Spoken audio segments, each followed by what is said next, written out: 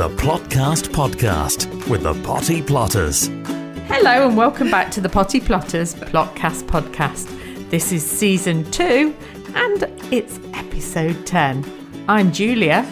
And I'm Elaine. Oh yeah. And we've got Gareth with us, haven't we? We want to give him an introduction. Yeah. Gareth. We've got Gareth as well. Have you? Hello. Hi. Right, carry on then. In this episode, we're going to talk mostly about tomatoes. Yeah. But we've included container planted stuff like peas, a bit about recycling, and more besides. Yeah. So go on then, let's. Right. Okay then, so let's get started. But the first thing is, it's Gareth's speaking part. It would be terrible if Am we I doing took this all the time now? Well, you know what? Yes. You know how useless we are at this. Yeah, and you're Slightly good less at it. edits. Yeah. Yeah. So if you'd like to get in touch with us, then you can via our social media channels. You can get us on Facebook, Instagram and X at Potty Plotters, TikTok at The Potty Plotters. You can email naughtycorner at pottyplotters.uk or check out the website pottyplotters.uk. And if you'd like to support the Plotcast and send us a tip, you can do via ko-fi.com/thepottyplotters. That's ko-fi.com/thepottyplotters. And breaking news, just as we started recording, and I'm not going to do the effects, but literally as we started recording, Rachel popped into my DMs. Ooh. Oh, look at you, your DMs. Yes, Doc she's- Martens. No, she slid into my DMs. Ooh. And this is Rachel in Nottingham, and she's sent us some money via Ko-fi. So thank you very much, Rachel. We love you for Rachel. it. And we will be putting it towards the Ko-fi and Cakey. I love the advice and the laughs. Is she listening to a different podcast? She's obviously got very confused. Yes, I think she's obviously on the listening to gin something. at the moment, I think she's don't you? listening to Gardener's World or something. Yeah. Not a bad thing, really. But thank you very much, Rachel. So if you would like to sponsor us, it's ko-fi.com/thepottyplotters, and you can leave us a tip, and I might buy some gin if we get enough.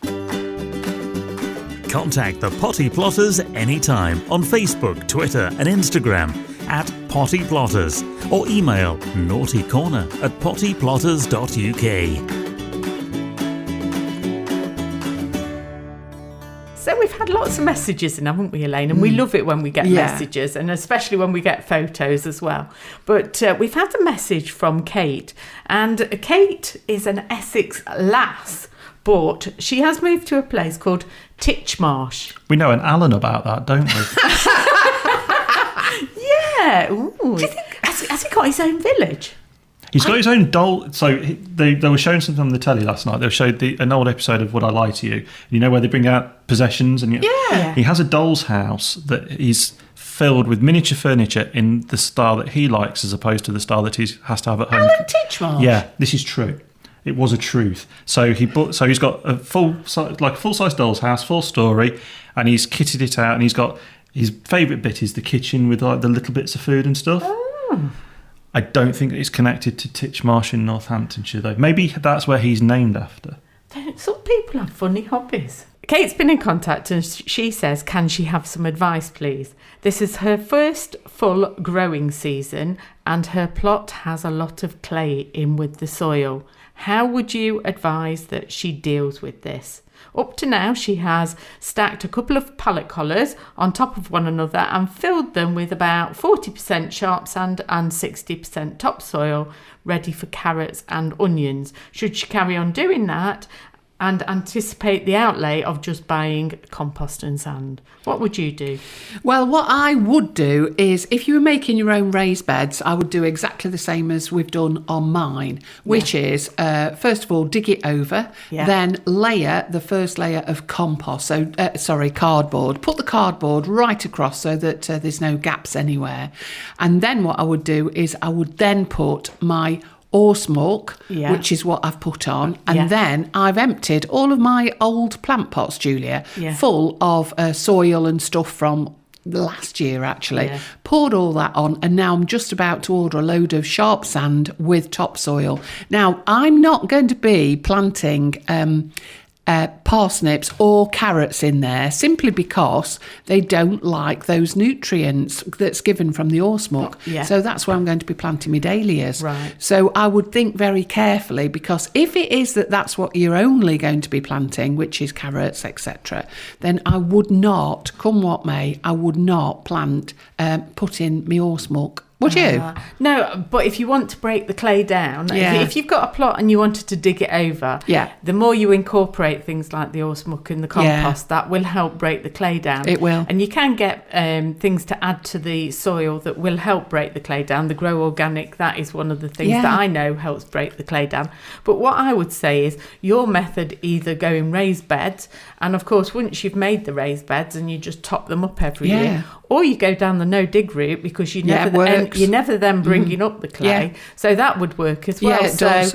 You could look at no dig, or you could look at raised beds. And there's going to be some expenditure. Yeah. I think the days of us working allotments for 3 and a tanner, that's old money, Julia. Mm-hmm. Well, it ain't going to work anymore. We are going to have to invest, and we have been investing. But it's a bit like your house, really. If you don't decorate, just saying, Gareth, that's all. If you don't decorate for years, then... It's quite rude. This house was totally redecorated, thank you.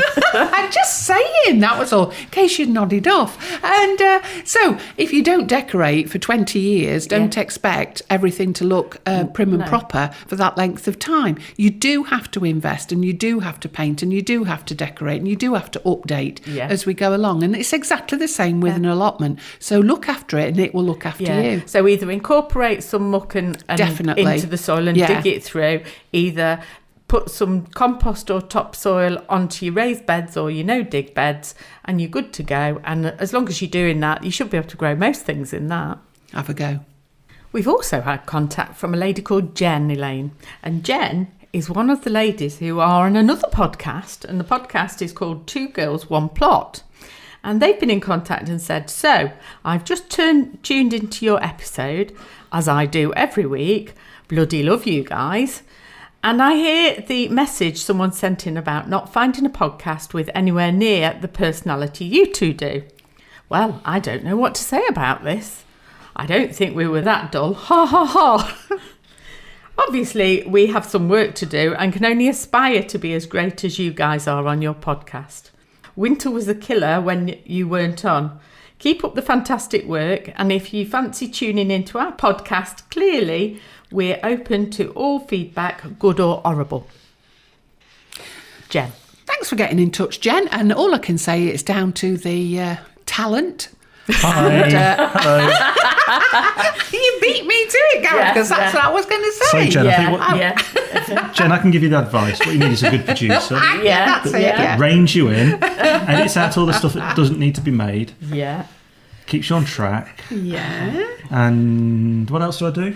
Well, you don't eat anything that we grow, which Yes, is I a do. great shame. Buys us cake, though. Yeah, buys us cake, makes us tea and coffee, and generally guides us. Yes, but I think everybody's chalk and cheese, aren't they? Some No, you can't grow either No, of you those. can't do that. Well, we're like Marmite. I'm sure you're like Marmite. I'm saying Marmite. What are you talking about? Shall we just move on? Well, no, some people love Marmite, some people hate Marmite, some people love Bovril. You can say that about everybody. I love parsnips. He hates parsnips. What about you? Celery. I love celery. You hate celery. Yeah. I hate peas. You love peas. He loves peas. That's all I'm saying.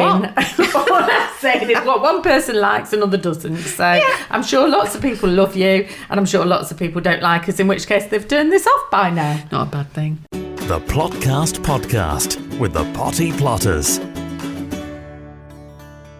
Container planting. Yes. We do talk about it. Other people talk about it. Does it actually work, do you think? Yes. So, yes, well, thank you for that, Julia. Short and sweet. I wanted you to expand a little bit. But, right, container planting. Lots of people talk about it. You see it in magazines and all that malarkey. But I wanted to talk about the reality of container planting, because you said at the beginning of the year, I am not going to grow in containers this year. Yeah. And that was going to be your thing for the year. Yes. I've continued to do it, and I will continue. But why is it that you are not doing it? Watering. Okay. The reason that I decided not to do it, of course, we have got most of our growing at the allotment, and I've got quite a big plot anyway. But can you remember a couple of years ago we had a really, really hot summer, and it was hard enough to keep on top of watering what was in the ground. Things that are in containers will dry out a lot quicker because they've not got the water source that things in the ground have. So I just was exhausted with all the watering, and sometimes if it's really, really hot, you have to water twice a day. Right, so that doesn't work for you. No. But if that's like it is for you, people at home would have exactly the same experience. Well, no, because of course they've got access to water much more easily in the fact that they've got taps at home. But they've still got to water twice a day. Which is hard work, Julia. Yeah. If you work all day, you have to do it before you go. Because if it is that you don't do it before you go and you think you'll catch up when you come back, you can guarantee, particularly peas, sweet peas and so forth, they won't recover if you've not watered. But it does work. If you've not got an area to plant, you've not got a garden, you've not got an allotment, say you've only got a balcony or a small yard, then actually container planting is the way forward, because at least you can grow some crops. Thankfully, I'm not in the position where I need to container plant, but there's no reason why you can't. And there's no reason why you pretty much can't grow anything in a container as long as it's big enough. And it's the right variety. Yeah. So what I would say is that sometimes it's about putting things in the right position as well, because things will die if you put them in the direct sun. It's no different to us. We're likely to faint if you leave each other in the sun No, you're all wrong there, day. because I quite like the sun. I'd sit in it, but as long as you keep bringing me drinks out, I'm happy to sit in the sun. Right. And that you're not doing anything. No. Right, well, nothing new there then, is it? So what I would say is that if you do want to do container planting, get the right variety and the right conditions. Yeah. Because we've talked about sweet peas, and I love planting sweet peas in big containers. Yeah.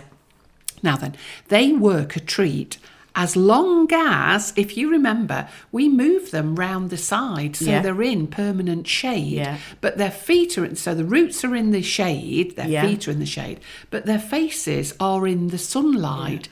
So they are somewhat protected, and I think that makes a big difference.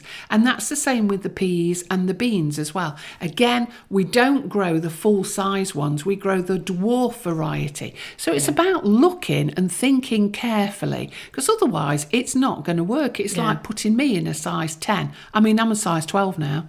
But anyway, You'd never guess if you put me in the wrong size, I won't work. No. I can't breathe, never mind much more. I mean, there is other beauty of growing in containers, of course, in the fact that you can move them around. Fantastic, So if you find that you put something and it's a bit breezy there, a lot of plants don't like if it's in too strong a windy area. So you can move them, and that is something you can't do if you've planted them in the ground very easily. So, there are benefits to doing it as well. Yeah, and don't forget, it's the containing of the watering, which is brilliant, because when you when you're watering out on the allotment, the water disperses all over, doesn't it, inevitably. But when you've got things that are in containers, you know that the water is going to dampen the roots for definite. And when you go on holiday, you can move them all into the shade. It goes on, doesn't it? So it is worth doing as long as you've got the right thing in the right position.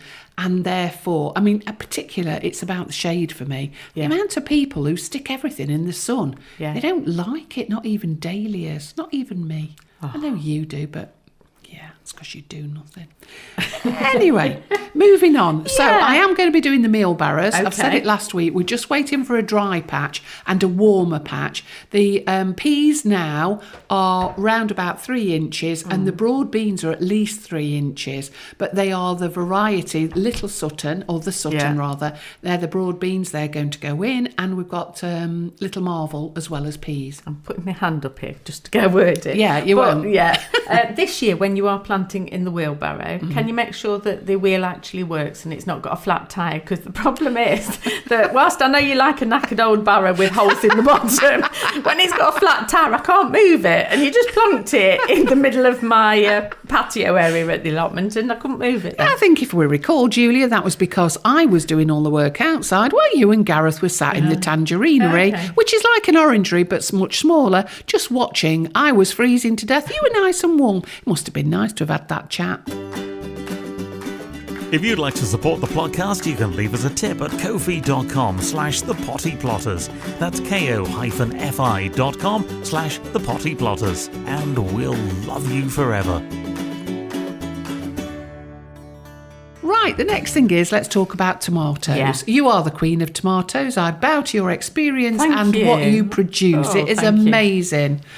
Nothing out of a tin, nothing out of a bottle. It's straight there. Tell us, right from word go, how to be successful. And I noticed that Gareth, yet again, has nudged in with a bit of a prop. Julia is the queen of tomatoes, as we know. And I just thought that, and I assume we're going to start them in the same way as we did last year. Yeah. And as you know from the discussions we've had on this podcast about my greenhouse last year, that the successful thing was the tomatoes. And I thought, well, what I really want to do is grow the same tomatoes again. So I've brought along 4 little tomatoes. Now, these are the Italian tomatoes. They're Pomodorino. They cost quite a bomb in the supermarket, unless they're on special offer. So what I'd like to do is grow loads of these to avoid having to buy them from the supermarket and give my hard-earned cash to Mr. J. Sainsbury. And that's a small plum tomato. Yeah, so at the minute, and they've been doing it for a few years in the supermarket, you can buy packs of baby plum tomatoes. These are the really sweet ones. So as opposed to the ones that are a little bit bitter like the cherry tomatoes, these are really, really sweet. So this probably is why they're so expensive.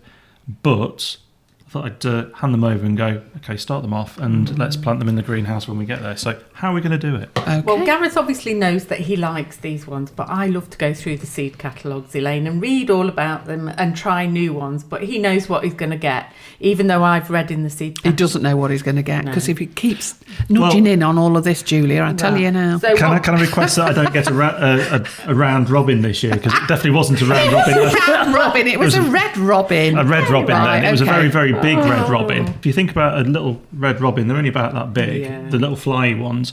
And yet that thing was huge. Yeah. It took over something the entire went wrong, didn't it? It took over the entire windowsill. I can't decide whether Elaine gave him something that wasn't a red robin or Gareth did something wrong. I'm inclined to err on Gareth's side on this one, Elaine. But let's move on. Gareth's given us some containers that he's obviously had some fruit in here.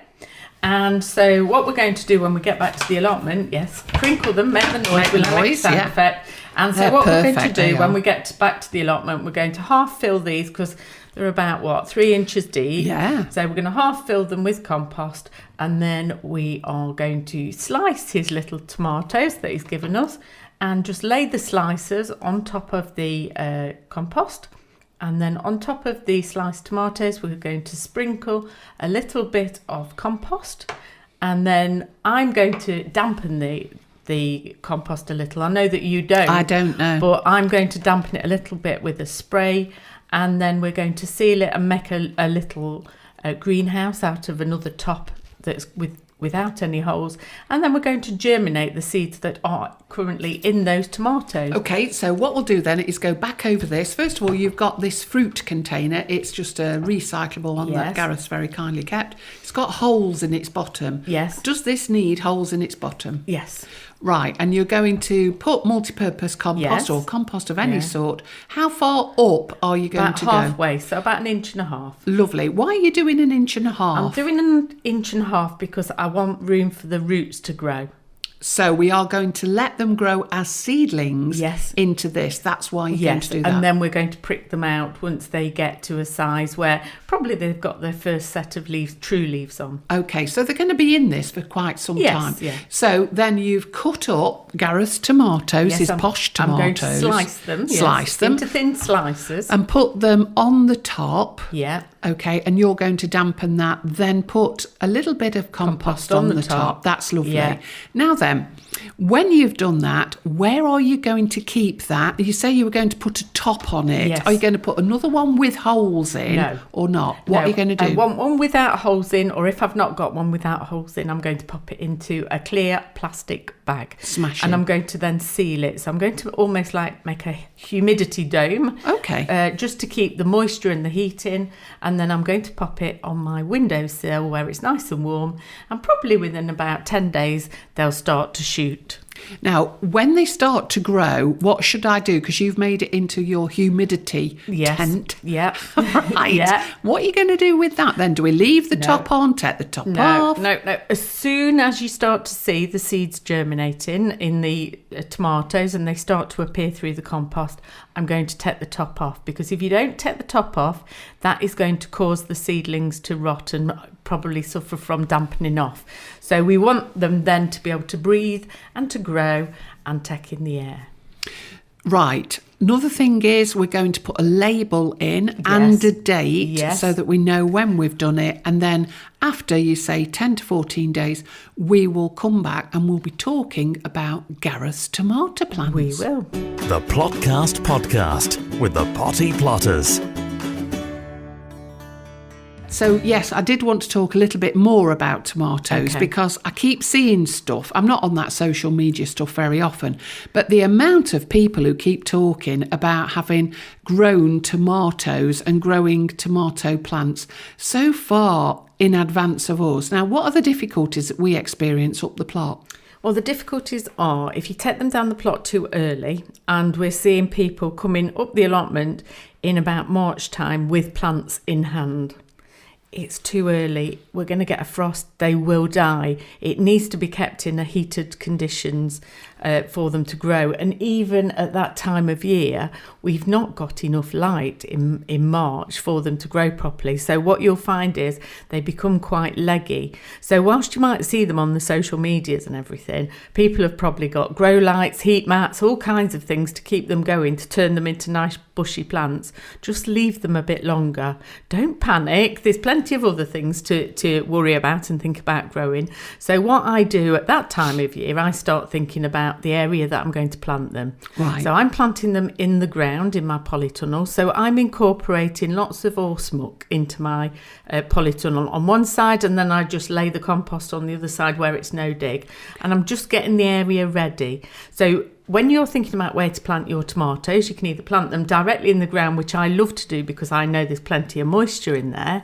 But if you're thinking about doing them in tubs, you can do them in tubs. You can do them in the grow bags. You can cut the grow bags in half because generally they're not deep enough, I find, when you're planting.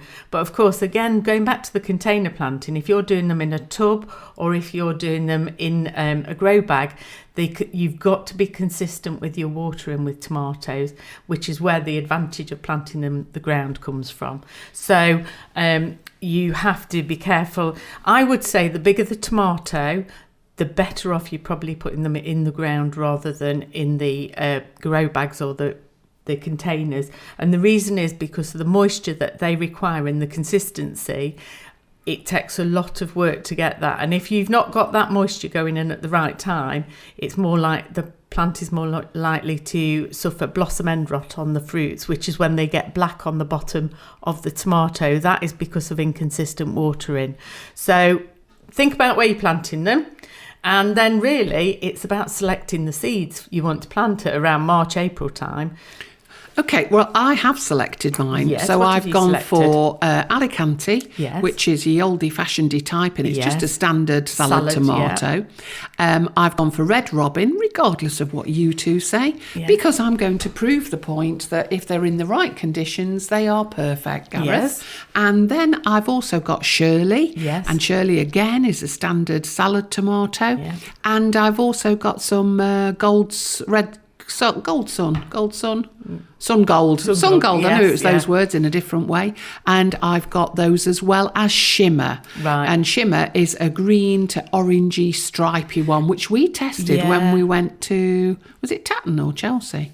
Actually, it was Chatsworth when they did it at Chatsworth that year. Right. Yes. Okay. And actually, the shimmer is really interesting because it's almost like a bronzy colour with that kind of shimmery effect. And it had a taste like no other that we've tried. It was fantastic. The Sun Gold are obviously the cherry, yellow, orangey cherry ones, which are very sweet and beautiful. And I always say try a new one every year. Yeah. That's what I'm doing. So I'm trialling one that's called, and I'm going to have a look at this. Slatava, and they almost look like sliced in half oranges, don't they? Yeah, they do. Blood oranges. Yeah, so I'm going to try them this year, but I am going for my usual Beefmaster, all the cherry different ones that everyone else in the family likes. Yeah. And we're doing loads of hanging basket ones. Yeah. So, if you are looking for them, if you're new to tomato growing, and you're a bit unsure about all this pinching out lot that everybody gets all a bit wound up about, have a look for a bush variety. Now, I'm going to stop you there. Yeah. So let's go back to the beginning. When you say look for a bush variety, now, how does anybody look for a bush variety? Right. So if you're growing from seeds, it will say on the seed packet, it will either say bush variety or it will say determinate variety. If it's a cordon, which are the ones that grow tall and thin and where you have to pinch out, that will say cordon or indeterminate variety. But as a beginner, I would always go for a bush variety because there is no pinching out whatsoever. Now, what's the difference then? You know, you say there's pinching out and there's not. Yeah. Is that the only difference? One of the main differences, I would say, is that bush varieties have a much shorter cropping period. They tend to crop much closer together. And also they tend to be restricted more to cherry tomatoes than anything else. So whilst a cordon variety, you can literally have anything from the largest tomato to the teeniest tomato. Bushes are those cherry generally. And they're the ones that you get in hanging baskets and in containers. Yes. So generally speaking, if you've got a balcony, it's the bush variety you're looking for. And if you want one in a hanging basket, like Tumbling Tom, something like that, Moscata, something like that, not mascara. No, not Moscata, then that goes in there as well. Okay, and we'll come to how to plant those up later in the series, in the season, whatever it might be nowadays. But not yet. Okay, now move on to the cordon variety. Now, the cordon variety are the tall ones that you grow generally, and you see in all the books. They're the ones that grow tall, and you stick them in the greenhouse. And they're the ones that we see generally. Yes, and they're the ones that people get a bit nervous about because they have to be pinched out to get the most out of them. So some people won't pinch them out. And yes, you'll get tomatoes, but what will happen is you'll end up with lots of leafy growth as well. And so really in pinching out, you're wanting that plant to focus on producing the fruit and then for the fruit to be able to see the light to ripen off. If you leave too many leaves on and too many side shoots, what happens is all the focus goes into them, and of course you've not got the airflow around them, so you're more prone to having mildew and pests and diseases with them. So it is something that you need practice with, but once you've got it, you've got it. It's dead easy. So let's start at the very beginning, and obviously I do want to burst into song, and I won't because everybody's suddenly shaking their heads and looking down. I'm going to go back to the beginning. We are planting Gareth's tomatoes in this container like we've described. But when it comes to planting from seed, which we know is very, very easy, are all of those varieties planted in exactly the same way to start with? Exactly the same way. And the seeds may be a little bit bigger or smaller depending on the variety, but they are all planted in the same way. So as we've suggested with doing the slice ones with Gareth, all we're doing, instead of laying the slices on top of the compost, we are laying the seeds on top of the compost. And all together, scattered around? No. How are we going to do it? What I would suggest is that you leave a gap of around an inch or between each seed, and the reason so carefully placing them out because they are big enough to be able to see and handle. So place them out, give them a gap of about an inch between them, because that will help you for the next part of the process, which is actually pricking them out. Because if you've got that room around them, then you're not going to damage the root system. So we'll go back to these containers because we're going to use these containers. You've got about 3 inches. You're going to still put around 2 inches of compost in. About an inch and a half. Same that we're doing with Gareth. And then once we've laid the seeds on, then we're going to put a fine layer of compost. Remember, twice the depth of the seed that we're planting, and then put a fine layer of compost on the top, and I'm going to give it a good spray of water to get them to germinate. So you can probably see the change in the colour of the compost. And what are you going to do with regards to keeping the heat in? Again, I'm going to put another top on the container, or I'm going to put them in a bag, and just so that I create that little humidity dome, let the seedlings come through, but take the top off once the seedlings emerge so that we've got no problems. Now then, Julia, we've done this for, not this, but we've been allotmenting for a very, very long time. Yes. And I would say one of the funniest things that ever happened to us is when we've had plant sales before. Oh, yes. When lovely, new, enthusiastic people come bouncing through the polytunnel door and say, I've grown all of these, would you like them? And they are anonymous tomatoes. Yes. So they turn up and they don't know what variety they've planted, and sometimes they can be quite leggy because they usually give us what they don't want.